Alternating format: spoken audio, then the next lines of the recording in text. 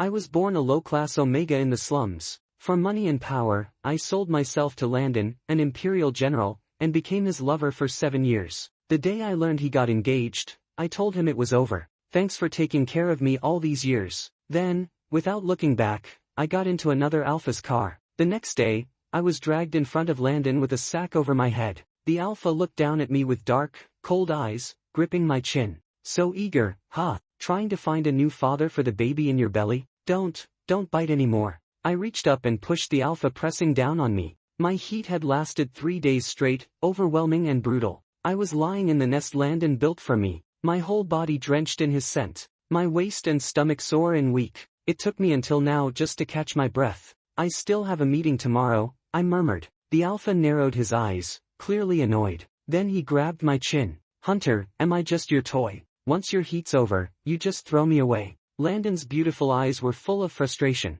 But after all these years, I knew his temper too well. I looped my arms around his neck, kissed the corner of his lips softly. There's been so much going on lately. Once things calm down, I'll make it up to you, okay? The thing you wanted to try last time, we can do that too. Seeing that he still didn't move, I added softly, honey. His cold expression finally softened a little. He clicked his tongue but let me go. Don't back out later, he warned. The next morning, I stood in front of the mirror. Expressionless, I pressed a suppression patch firmly on the back of my neck. The reflection showed a pale face, lips curved slightly downward. A face that looked harsh, even unfriendly. But that wasn't a bad thing. The Empire never lacked delicate, fragile Omegas, and I had no desire to be one of them. At the meeting, I submitted the 23rd revision of the Omega Rights Bill. As expected, it was rejected again. I didn't react, just calmly accepted it. In the restroom stall, I heard laughter coming from the sinks. Omegas are such a joke. They really think being a council member gives them a voice.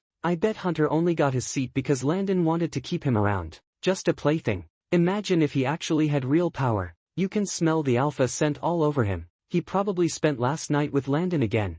Ha ha ha ha ha. My fingers twitched. I pressed the suppression patch harder against my neck until it sealed tight. The laughter faded down the hall. Silence returned. I pushed open the door and walked out. Face blank, lips still curved downward. Their words echoed in my head. With a face like this, how much longer could Landon love me? No matter how long it lasts. For now, I'm still by his side. The thought made the corner of my mouth lift slightly. I wiped my glasses and stepped out. Smoking was banned in the Empire Tower, but some Alphas with strong cravings still sneaked a puff in the stairwell. Got a light? The Alpha, head lowered, answered instinctively, then looked up and froze. Hunter, he smirked, his tone mocking. A delicate Omega like you, careful not to choke on the smoke. Thud. The overweight Alpha hit the stairs hard. I looked down at him from above. What are you doing? Without expression, I stepped down and crushed 3 of his fingers under my heel. His scream echoed sharply. With a click, the lighter flicked on, lighting the cigarette between my lips. Smoke curled upward into the air. His groans filled the stairwell. But suddenly, I felt nothing, no thrill, no satisfaction. Nicotine was dull. I wasn't someone who enjoyed smoking. Truthfully, I hated anything addictive. But some things, once you get hooked, they cling to you like a curse. Like nicotine. Like power. I looked down at my own hand. Pale bones, blood-stained fingers. These hands were already, beyond saving. Ring ring. My phone buzzed in my pocket. I put out the cigarette and answered. Landon's voice came through. Hunter, the meeting ended ages ago. Why aren't you home yet? I'm on my way, I said softly. The half-smoked cigarette still glowed faintly. I bent down, shoved it between the Alpha's lips, and looked him in the eye. Remember this. Don't ever mess with me again. When I got home, the dining table was already full of dishes, lavish and perfectly set, just like always. The young master's favorite abalone soup and bird's nest porridge are ready. You've lost weight lately, eat more. Thanks. Landon asked casually, why are you home so late today? I sat down and answered, got held up with something. He nodded slightly. Eat. Then added, next time, message me first. I'll send someone to pick you up. I lowered my head and took a spoonful of porridge. Okay. Halfway through dinner, Landon's phone rang. He frowned. I knew he hated being disturbed during meals. What is it? He asked. Whatever was said on the other end made his face grow serious. Then he looked at me. I see. My fingers curled slowly under the table. When he hung up, silence filled the room. So that's what you meant by being held up? Breaking Gabriel's fingers. You've got some nerve. You'll cover for me, won't you? I asked quietly. Landon stared at me for a few seconds, then smiled faintly. A beautiful face with a venomous heart. He had said the same thing years ago, the time I killed the man who insulted me. There was no disgust in his voice back then, only amusement and something like admiration. I knew he didn't hate it, so I smiled too. Thank you, General. That night, Landon was rougher than usual in bed. By the middle of the night, I could barely take it. Please, I can't anymore, I whispered. He didn't answer, just moved harder. After I cleaned up your mess, you won't even let me collect a little interest? Hearing that, all the fight went out of me. After all, with him, I never really had the right to resist. But maybe seeing how helpless I looked made Landon ease up.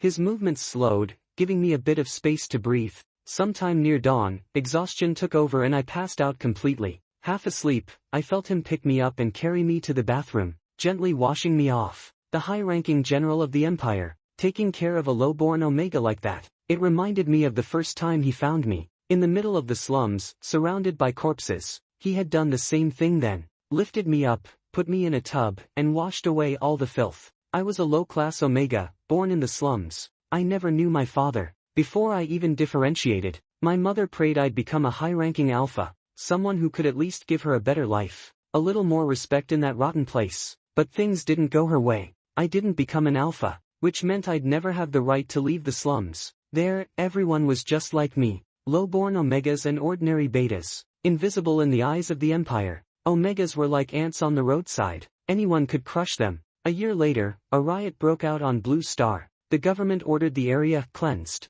In that massacre, I lost my only family, my mother. That year, the streets were covered in bodies. When I opened my eyes, all I saw was death. I had never hated anyone more than I hated those so-called noble people, who treated lives like dirt. That was when I met Landon. I had never seen someone so tall, so striking. His uniform was sharp, and the medals on his shoulders gleamed under the sun, a reminder of how far apart our worlds were. Someone beside him said, "Only one survivor left." Landon just nodded. Then he looked at me and stretched out his hand. "Want to come with me?" I didn't know why Landon took me home, but at that moment, I had only one thought: to survive. Because only by living could I ever think about revenge. But my body was weak, damaged. No matter how carefully Landon told people to care for me, I was like a fragile vase. No matter how many expensive herbs they gave me, a small chill could send me into fever again. Hunter's been checked, just a fever. Some 4 fluids and a few days rest should fix it,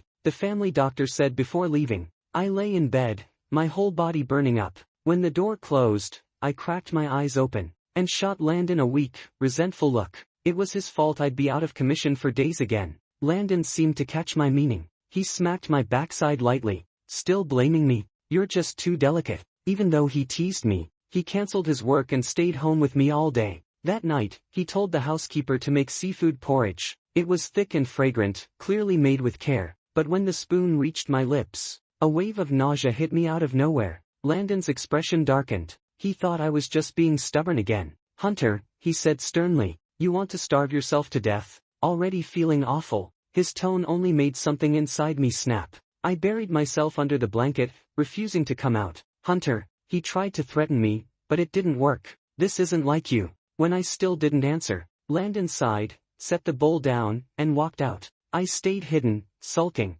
but a strange unease crept into my chest. The nausea, the sudden mood swings. Could it be? No, that was impossible. I shook my head hard, trying to chase the thought away. A low-born Omega with a body this weak. How could I possibly be pregnant? To be safe, I decided to go to the hospital next week for a checkup. The thought was still circling in my mind when suddenly, the blanket above me was lifted. Landon stood there with a bowl of plain noodles in his hand. "Not afraid of suffocating yourself under there? You wouldn't eat the seafood porridge, so noodles should be fine, right?" I sat up and muttered softly, "Okay." He sighed. "You're really something, Landon." He had never treated me badly, not once all these years. But if I really was carrying his child, what would he do to me then? He didn't like children, and someone like him, a powerful, high-ranking Alpha, would never allow a low-born Omega to bear his child. He'd most likely make me get rid of it, or worse, tell me never to appear in front of him again. No, that couldn't happen.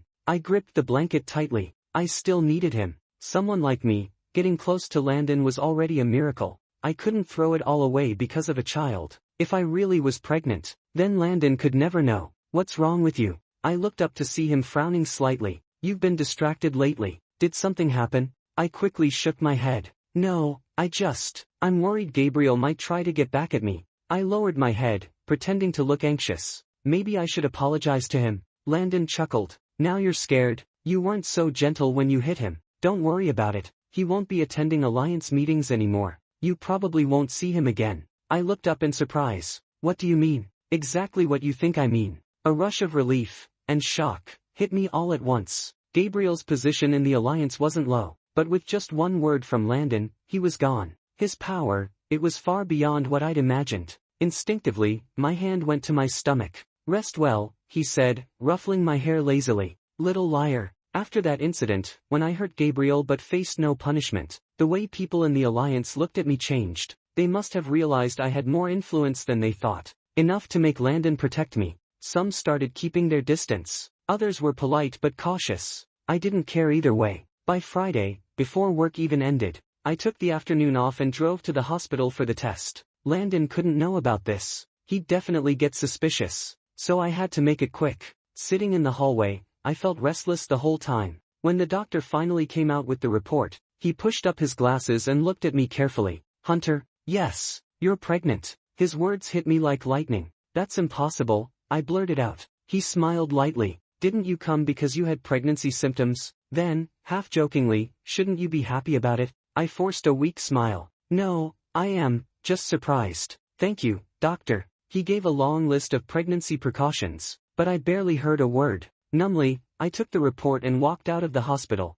feeling completely lost. And then, Hunter, it was Jack, my colleague. What a coincidence, he said with a friendly smile. No wonder you left work early. Not feeling well. I instinctively hid the report behind my back. Just a small cold. You've been working too hard lately. Take care of yourself. Jack was the only Alpha in the Alliance who openly supported Omega rights, and the only one who had ever helped me when I was struggling. I was grateful to him, enough to see him as a friend. This law passed thanks to you, I said. Let me treat you to dinner. Jack grinned. Sure. Since it was last minute, we picked a random restaurant nearby. Halfway through the meal, Jack said, Hunter, what is it? He reached out and wiped my cheek with a napkin. There was curry on your face. I shifted away awkwardly. I can do it myself. He laughed, handing me the napkin. By the way, do you know that guy outside? He's been standing there for a while, watching you. I turned my head toward the window. Outside, a familiar black car was parked. The driver stood nearby. Inside the car, through the half-lowered window, I saw Landon's sharp profile. My fingers froze around my chopsticks. That's when I remembered. I hadn't told Landon I was going out to dinner. I must have been too distracted by the pregnancy news. He just sat there, watching. Without sending a message or making a call, panic rushed in. I stood up immediately. I'm sorry, Jack, I have to go. I hurried outside, opened the car door, and got in. Sorry, General, I said quickly. The person I was with is just a colleague. He helped me a lot recently, so I wanted to thank him with dinner. I should have told you. I'll make sure to next time. Just this once, he said quietly. But no matter what I said after that, Landon stayed silent. The silence followed us all the way home. For the first time, I felt completely lost. When we walked in, the butler greeted us. Today's your birthday, sir. The general came home early to prepare a surprise for you. I blinked. Only then did I notice the beautifully wrapped gift box on the table. And sir, the butler added awkwardly, your alpha scent is quite strong today. Perhaps you should take a bath first. Alphas are possessive creatures. I'd known that for a long time, but I never really knew how to please one. So, helplessly, I went to ask my Omega friend Jacob. He was the lover of one of Landon's friends. Compared to him, I was like a sparrow beside a peacock. The first time I met him, I thought, I could never sound that soft or sweet. Jacob took a sip of his drink and pointed at me. You don't even know how to coax your partner? You're such a strange Omega. He's your lover, not some random guy. If you truly loved him, you'd know what makes him happy. I froze. You love your alpha. Of course, Jacob said without hesitation. Don't you? I couldn't answer, because I honestly didn't know. Ever since I crawled out of that pile of corpses, I had forgotten how to love. When surviving itself is hard enough, who has the right to talk about love? Between us, need was the better word. He needed my body. I needed his power. After all, love is a luxury I could never afford. 13. Making an alpha happy isn't hard, Jacob said with a playful grin. Just buy him a few gifts, even better if you spend his money. So, I did buy a gift. In my hand was a pair of custom-made cufflinks shaped like wood anemones. Their meaning was simple: I belong only to you. It felt fitting. All I needed was the right moment to give them. The moment came soon. It was during Landon's sensitivity period. The tall Alpha lay on the bed, his scent filling the entire room. When he saw me come in, he turned his head away like a sulking child. I climbed onto the bed carefully and held his hand. Are you still mad at me? Don't be angry, okay? Let me help you, please. Landon gave a low hum. And how are you going to help me? With your terrible kissing skills? I froze, embarrassed, because he wasn't wrong. Even after all these years, I still wasn't good at that. Leaning down, I straddled him and kissed his lips, his jaw, his neck. My movements were clumsy and hesitant. Finally, Landon lost his patience and flipped me over beneath him. Instinctively, I covered my stomach. What's wrong with your stomach? He asked. Nothing, I replied quickly. He studied me for a moment, then vented his frustration against my thigh. Afterward, he gave himself a shot of suppressant. Sleep. Stop overthinking, he muttered. The next morning, I saw him buttoning up his shirt in front of the mirror. On his cuffs glinted the pair of wood anemone cufflinks. Wood anemone? He asked casually. I swallowed hard. Yeah, it means, I belong only to you. Landon's eyes darkened slightly. He tilted my chin up and kissed me until I could barely breathe.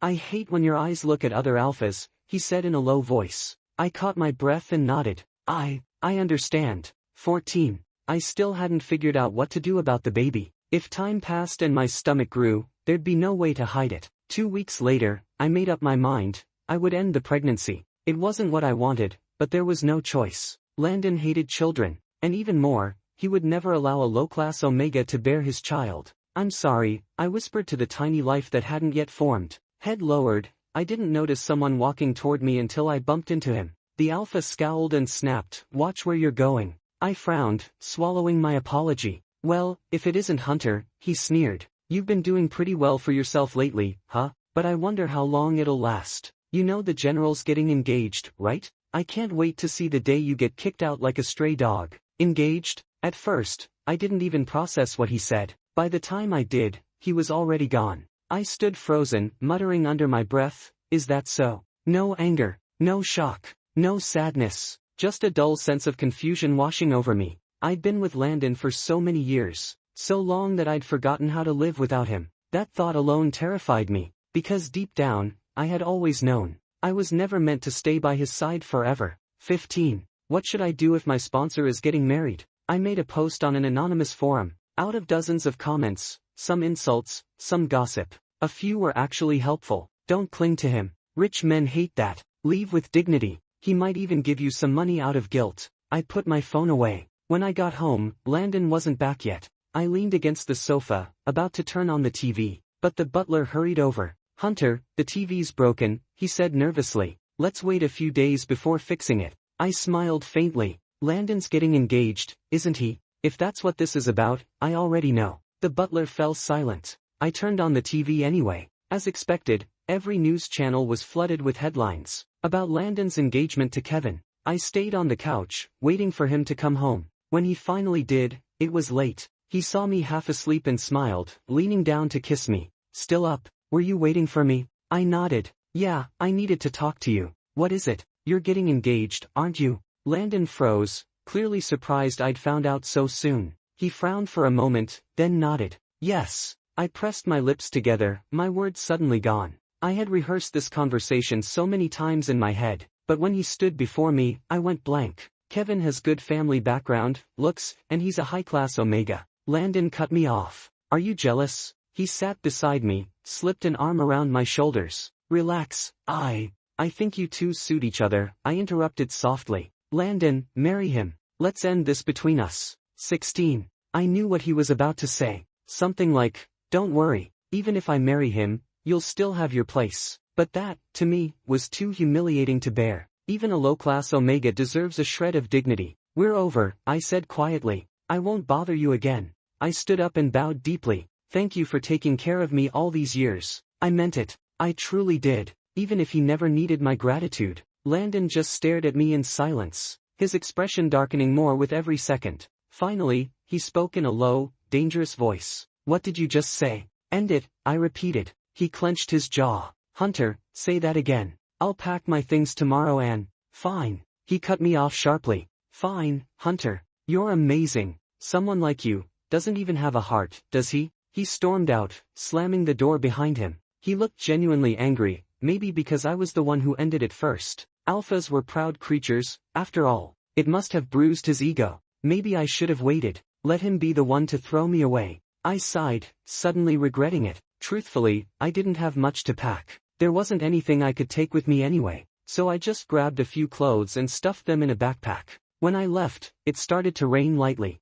I crouched outside a convenience store to avoid the rain, realizing I hadn't eaten and was starving. But I'd left in such a hurry, I hadn't brought any money. Just as I was wondering what to do, a car honked twice nearby. The window rolled down. It was Jack. Hunter, what are you doing here? He asked. Where are you going? I'll give you a ride. 17. Jack's sudden appearance felt like a lifesaver. He immediately saw how awkward I was and offered that I stay at his place for the night. The rain outside grew heavier, and I didn't refuse. After separating from Landon, I began thinking again about the baby in my womb. For someone like me, carrying a pregnancy wasn't easy. Maybe having my own child wasn't such a bad thing. I could raise him healthy and happy, even on my own. So, I made a new decision. I would keep him. The next day, I left Jack's place, planning to drive to the hospital for another checkup. But just as I got into the car, a pair of hands suddenly came from the back seat. A handkerchief was pressed over my mouth and nose. A sickly sweet scent filled my nose, and I had no chance to resist. I lost consciousness completely. 18. When I opened my eyes again, I saw a familiar chandelier. Blinking hard, I realized I seemed to be home. Impossible. I sat up abruptly. The sound of chains rattled. Looking down in disbelief, I saw a chain locked around my wrist. Landon! I shouted. You're awake. Landon's dark figure leaned in the doorway. He didn't move for a long time, just stared at me with a shadowed expression. Then he grabbed my chin. Enjoying your stay at Jack's, huh? Already trying to give the baby a new dad? I froze, stunned. How do you know? I asked instinctively. I know everything about you, baby, he said calmly. You went to the hospital, took the report out. You wanted to schedule an abortion, then cancelled. Every little move of yours. I know it all. Did you really think you were hiding it from me? The Landon in front of me felt strangely unfamiliar. I instinctively took 2 steps back, trying to escape the suffocating aura around him. I've known everything about you all these years. You said you were mine. 19. Before I could speak, Landon suddenly grabbed my neck. Can Jack even compare to me? He hissed. The rights, status, and wealth I can give you, he can't give you any of it. He's nothing but a loser. He didn't use much force, but I immediately felt short of breath. My face went pale. You see yourself, Landon said, with a hint of amusement in his voice. So delicate, so fragile. What would I do without you? I stammered. Stay, as your mistress. Landon paused, then laughed at me. Did I marry him? And suddenly you're a mistress? Isn't it just a matter of time? He stood up and shook my chin roughly. His eyes and tone were harsh. A mistress, so what? I won't let you leave. You can't leave. 20. I was completely confined by Landon. Even though the chains on my wrists were gone, I couldn't step out the door. Jack had tried to find me after I was taken, but the house was guarded tightly. He couldn't get inside at all. Landon, busy with some unknown matters, came and went without a word. When he returned, he held me close and slept with me in silence. One morning, I was woken by noise. The usually quiet house had an unusual commotion. Going downstairs, I saw a strange boy in the villa. The butler stood firm, blocking him from going upstairs. Master, the general instructed that no one may disturb Hunter. You dare stop me? Move aside. It was Kevin. Fair-skinned, cute-looking, very approachable. His eyes immediately locked on me. So, you're Landon's little lover. Not so impressive to look at either. I'm marrying him, do you know that? Why are you still here? Where will I stay then? I shrugged. Then sleep with me. You? Just joking. I asked Landon to separate from me, but he won't let me go. You're lying. He won't let you stay. Of course not. Why would I lie? Kevin looked suspicious. Not because you love him and don't want to give him to me. I answered without thinking. No, I don't love him. At that moment, I heard the butler cough softly. Turning my head, I realized Landon had returned, silently observing the scene with a dark expression. Kevin, seeing Landon, became even more excited. Landon, you heard him. He doesn't love you. The Alpha remained cold.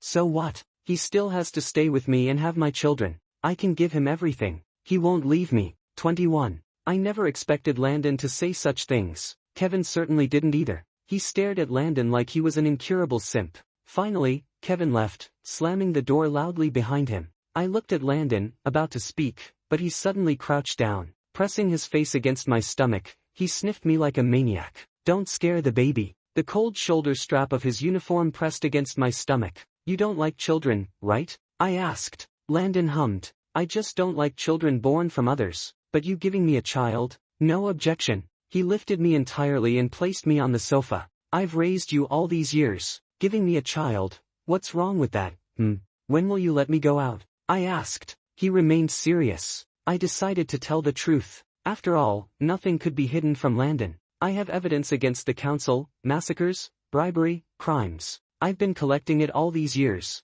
My fists tightened on my knees. I hate him. I want revenge for the people of Blue Star who died. No, Landon immediately rejected without thought. If you hand over that evidence, I can't protect you. I don't care. I care, Landon said simply. I can't lose you. You, even if you hate me. I don't hate you, I replied. Why would you hate me? I pulled you out from the dead. You should thank me. But you not letting me avenge them. I'd be disappointed. You saw them die in front of me. For a long time, their faces haunted my dreams, and my mother's too. You know what I've been through. A long silence followed. Fine, Landon finally sighed. Half resigned, half relieved. Do what you want. I'll protect you, baby. 22. In the days just before I was about to give birth, the all-powerful head of the Imperial Alliance was exposed. The news was everywhere, filled with his scandals. After resting in the hospital for a month, I finally returned to Blue Star, the city that was once desolate and ruined, now rebuilt. Where countless nameless graves once stood,